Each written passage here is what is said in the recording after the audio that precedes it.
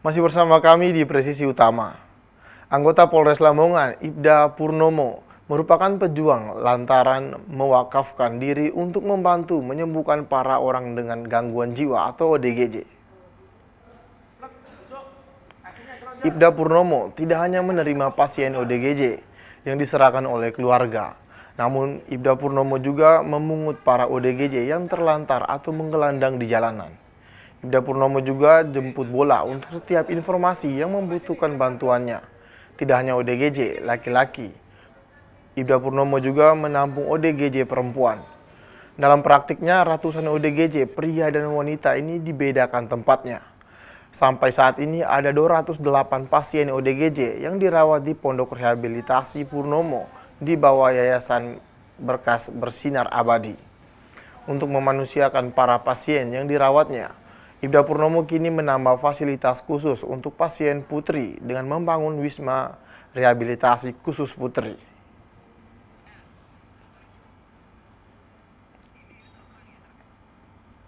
Dan pemirsa, Ibda Purnomo Kanit Bin Polmas, Polres Lamongan yang aktif mendorong rehabilitasi penyalahguna narkoba melalui pendekatan hukum, sosial, dan kesehatan.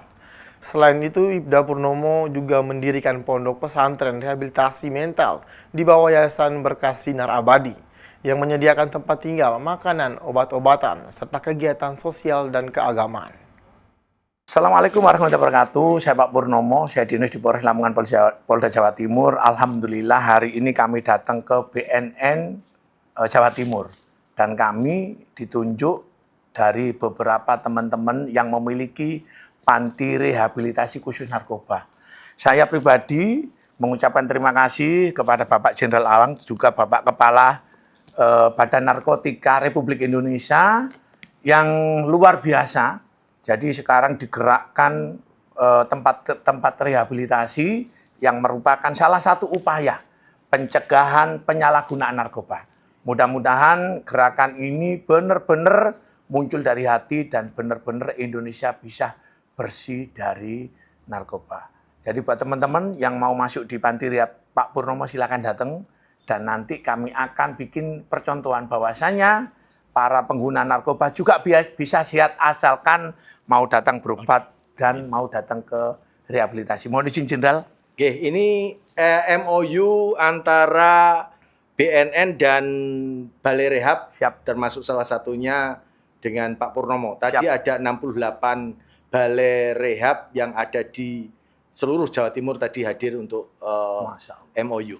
Dan ini luar biasa Jenderal. Ini satu-satunya kegiatan di Indonesia, Amin, di Jawa Timur dikumpulkan semuanya. Dikumpulkan. Baru pertama kali ini Indonesia, Jawa Timur percontohan. Siap. Mudah-mudahan segera ditiru di tempat-tempat yang lain. Amin. Amin. Amin. Berantas narkoba, hidup sehat, hidup berprestasi. Assalamualaikum warahmatullahi wabarakatuh. Waalaikumsalam warahmatullahi wabarakatuh.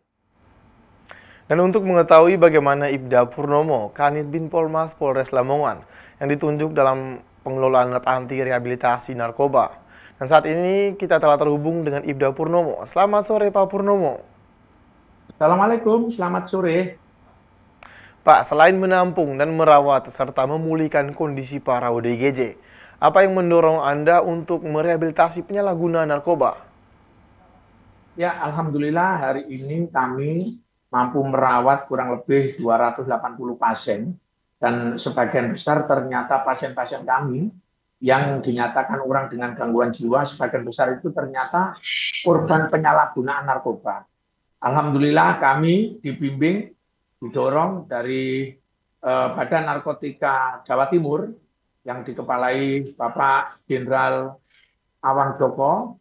Jadi alhamdulillah hari ini kami sudah ditunjuk dan kami juga melaksanakan kerjasama dengan Badan Narkotik Nasional, terutama dengan Badan Narkotik Surabaya, Provinsi Jawa Timur. Kami juga sering melakukan penyuluhan-penyuluhan. Jadi ada kerjasama Polda Jawa Timur, Polres Lamongan bersama anggota BNN Provinsi Jawa Timur. Tujuannya bagaimana caranya agar penyalahgunaan narkoba yang sering kita lihat sekarang ini semakin bisa ditekan dan kalau bisa Indonesia khususnya Jawa Timur harus bersih dari narkoba. Pak, apa perbedaan merawat ODGJ dan orang yang penyalahguna narkoba? Untuk perbedaannya sama pada hakikatnya, namun orang dengan gangguan jiwa ini kebanyakan sudah parah. Dan kami sampaikan kepada warga masyarakat bahwasannya kebanyakan orang sebagai pecandu narkoba, ujung-ujungnya nanti dia akan mengalami gangguan jiwa. Sehingga sebelum mereka mengalami gangguan jiwa, mereka harus kita sadarkan. Dan alhamdulillah hari ini kami sudah menerima pasien-pasien rehabilitasi. Dan kami tunjukkan kepada mereka langsung bahwasannya seandainya mereka tidak berhenti sekarang juga untuk menggunakan narkoba, mereka kami pastikan akan menjadi pasien dengan gangguan jiwa, yang mana mereka harus tahu bahwasanya orang dengan gangguan jiwa pengobatannya makin lebih sulit. Jadi kami sampaikan kepada mereka, kami ajari mereka, kita harus mendukung program pemerintah, gimana caranya kita ini stop narkoba. Jadi para pengguna narkoba yang kami rehab, mereka bisa melihat langsung bagaimana dampak dari penyalahgunaan narkoba itu. Ada yang tidak ingat namanya, nggak ingat keluarganya, sehingga kami berharap seandainya para pecandu yang kami rehab ini bisa keluar, mereka akan menjadi mitra kami untuk menyampaikan bahwasannya stop menggunakan narkoba. Pak, apakah dalam rehabilitasi penyalahguna narkoba, Bapak menyediakan tempat tinggal, makanan, obat-obatan, serta kegiatan sosial dan keagamaan? Ya, jadi untuk fasilitas yang kami berikan untuk pasien orang dengan gangguan jiwa berbeda dengan pasien dengan panti rehabilitasi. Tempatnya berbeda, menunya juga berbeda, trik atau obat diberikan juga berbeda, dan kami juga ada pendampingan dari BNN provinsi yang selalu memberikan masukan-masukan, perbaikan-perbaikan, dan kami juga siapkan psikiater.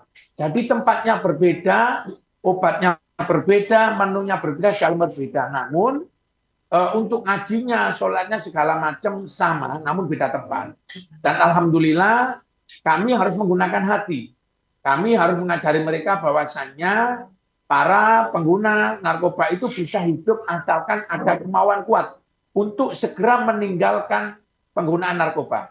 Dan kami berharap mereka yang sudah kami rehab ini benar-benar nantinya kalau sudah dinyatakan sehat, benar-benar menjadi mitra kami, mitra BNN dan mitra pemerintah untuk menyampaikan bagaimana caranya bersama-sama meninggalkan, mencegah penyalahgunaan narkoba. Bapak juga bekerja sama dalam bentuk MOU dengan Badan Narkotika Nasional Provinsi Jawa Timur. Apa isi dari MOU tersebut?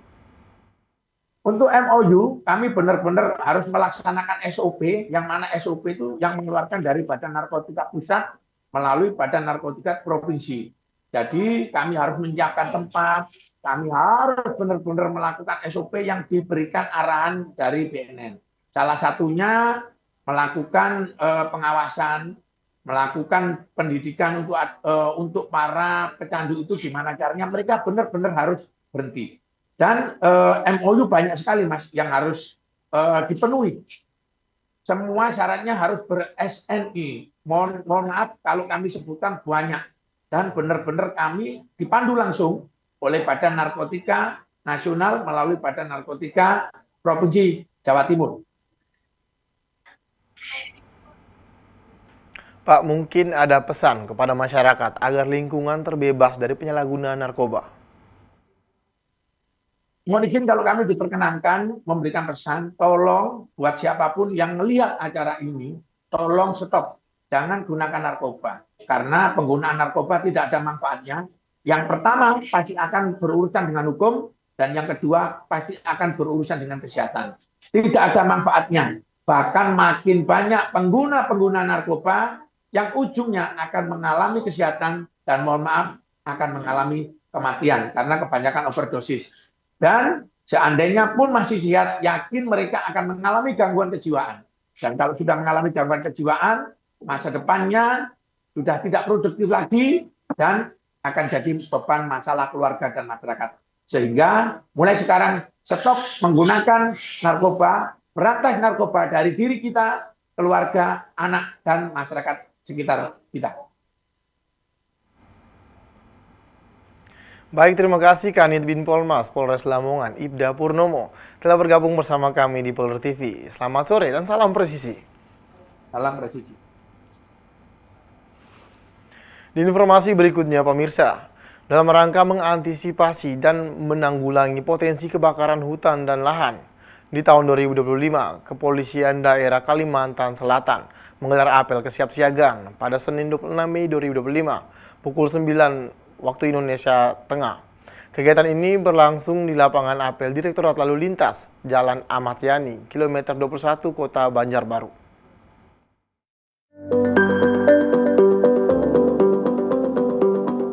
Apel kesiapsiagaan tersebut dipimpin langsung oleh Kapolda Kalimantan Selatan Irjen Pol Rosyanto Yuda Hermawan dan diikuti oleh Wakapolda Brigjen Pol Golkar Pangarso Raharjo Winarsadi, para pejabat utama Polda Kalsel, serta unsur Forkopimda Provinsi Kalimantan Selatan.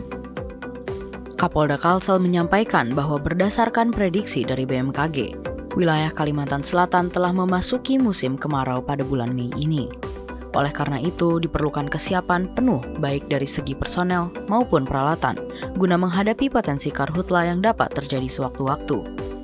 Sebagai langkah antisipasi, Polda Kalsel menyiagakan personel gabungan dari unsur TNI, Polri, dan BPBD. Selain itu, telah disiapkan berbagai peralatan pendukung seperti tangki air, embung air, serta helikopter yang disediakan oleh Lanut. Jumlah personel yang diterjunkan akan disesuaikan dengan kondisi lapangan dan sebaran titik api di seluruh wilayah Kalimantan Selatan. Kapolda juga mengingatkan masyarakat untuk tidak melakukan pembakaran hutan dan lahan, karena hal tersebut dapat menimbulkan dampak negatif terhadap lingkungan dan kesehatan. Ia menegaskan bahwa maklumat telah dikeluarkan untuk menindak tegas para pelaku pembakaran, termasuk penegakan hukum terhadap tindakan yang merugikan tersebut. Data dari Januari hingga 25 Mei 2025 mencatat adanya 28 hotspot dengan kategori rendah, 529 titik api dengan intensitas sedang, dan 1 titik api berkategori besar. Pemantauan masih dilakukan menggunakan aplikasi Lancang Kuning dengan titik-titik rawan api tersebar di beberapa wilayah seperti Banjarmasin, Banjar, Tanah Laut, dan Banjarbaru. Melalui kegiatan ini, Polda Kalimantan Selatan menunjukkan komitmennya dalam menghadapi musim kemarau dengan langkah-langkah preventif yang terukur demi menjaga keselamatan lingkungan dan masyarakat. Dari Humas Polda Kalimantan Selatan melaporkan untuk Polri TV.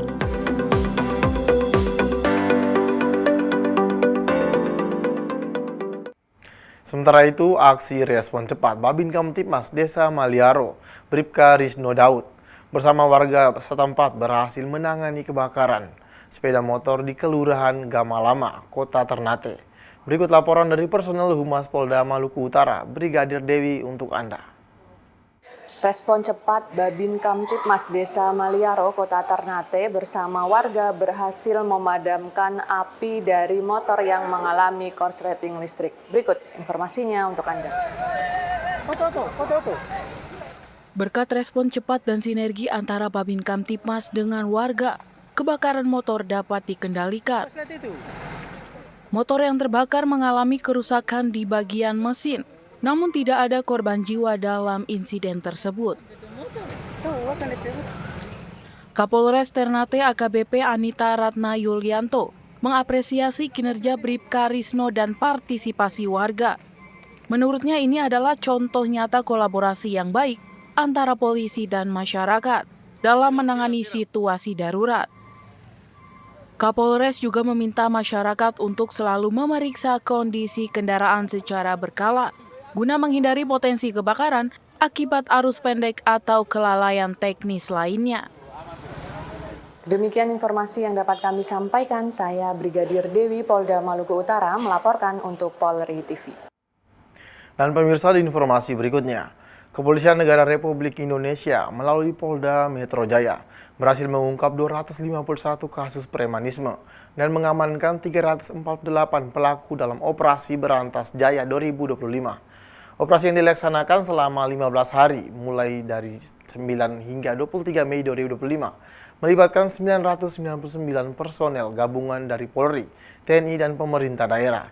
Hal ini disampaikan melalui konferensi pers yang digelar pada Senin 26 Mei 2025. Kombes Pol Iketut Gede Wijatmika selaku Kasatgas Karendal Ops Brantas Jaya 2025 menyampaikan, operasi ini berhasil mengamankan 3.599 orang yang terlibat dalam aksi premanisme. Sebanyak 3.251 orang dilakukan pembinaan dan 348 telah ditetapkan sebagai tersangka. Yang berhasil kita amankan ada kurang lebih sebanyak 3.599 orang yang terlibat dalam kasus premanisme ini. Dari 3.599 yang dilakukan pembinaan kurang lebih sebanyak 3.251 orang. Itu dilakukan pembinaan dengan rincian 59 orang yang dilakukan oleh pembinaan yang dilakukan oleh Polda, sedangkan dari pembinaan yang dilakukan oleh Polres sebanyak 3.192 orang. Dari 3.599 tersebut telah ditetapkan sebagai tersangka sebanyak 348 orang. Dengan rincian 83 orang yang ditetapkan oleh Polda, sedangkan 265 orang yang ditetapkan tersangka oleh jajaran Polres. Kombes Pol Iketut Gede Wijatmika juga menambahkan, operasi ini berhasil mengungkap 250 kasus premanisme, meliputi pemerasan, pengeroyokan, penganiayaan, pencurian dengan kekerasan, hingga penyalahgunaan senjata tajam. Dalam operasi Brantas Jaya, kita telah menangani 251 kasus. Di antaranya meliputi pemerasan sebanyak 115 kasus, pengeroyokan 21 kasus, penganiayaan ada 29 kasus, yang keempat pencurian dengan pemberatan ada sebanyak 54 kasus, pencurian dengan kekerasan ada 8 kasus, dan penggunaan senjata tajam ada 24 kasus. Modus operandi yang digunakan oleh para pelaku antara lain pungutan liar seperti tagihan parkir, listrik, uang kebersihan dan keamanan yang dipatok kepada pedagang kaki lima, rumah sakit, dan masyarakat umum di titik-titik strategis. Sebagian besar pelaku merupakan oknum organisasi masyarakat berinisial PP, FBR, TN, BPPKB, dan GNBI, serta GRIB. Polisi mengamankan ratusan barang bukti, yaitu diantaranya karcis parkir, atribut ormas, kotak amal, serta senjata tajam seperti parang, celurit, dan busur panah. Atas tindakannya, para pelaku terancam hukuman penjara maksimal 7 tahun. Adapun potensi kerugian pemerintah daerah yang ditimbulkan dari praktik premanisme ini diperkirakan mencapai 5 miliar rupiah. Sementara itu, Kabid Humas Polda Metro Jaya Kombes Pol Ade Arisyam Indradi menegaskan, operasi ini adalah bentuk komitmen Polri dalam memberikan perlindungan kepada masyarakat. Ia berkomitmen aparat akan bergerak cepat dan tegas dalam menerima aduan tindak pidana premanisme. Kegiatan ini merupakan komitmen dari Polda Metro Jaya untuk memberikan perlindungan terbaik kepada masyarakat. Bapak Kapolda Metro Jaya senantiasa mengingatkan seluruh jajaran untuk tidak ragu-ragu dalam memberantas preman. Dan Bapak Kapolda Metro Jaya mengingatkan pada jajaran untuk merespon cepat setiap keluhan dan aduan dari masyarakat. Keberhasilan pengungkapan 250 kasus dan penetapan 348 pelaku premanisme merupakan wujud nyata Polri dalam menegakkan hukum sesuai dengan arahan Presiden dan perintah langsung dari Kapolri Jenderal Polisi Listio Sigit Prabowo. Operasi ini juga mendukung Astacita dalam menjaga keamanan dan ketertiban masyarakat atau Kamtibmas. Dari Jakarta, Aisyah Baharsyah, Willy Amanda, Polri TV. Pemirsa, kami akan segera kembali usai jeda berikut ini.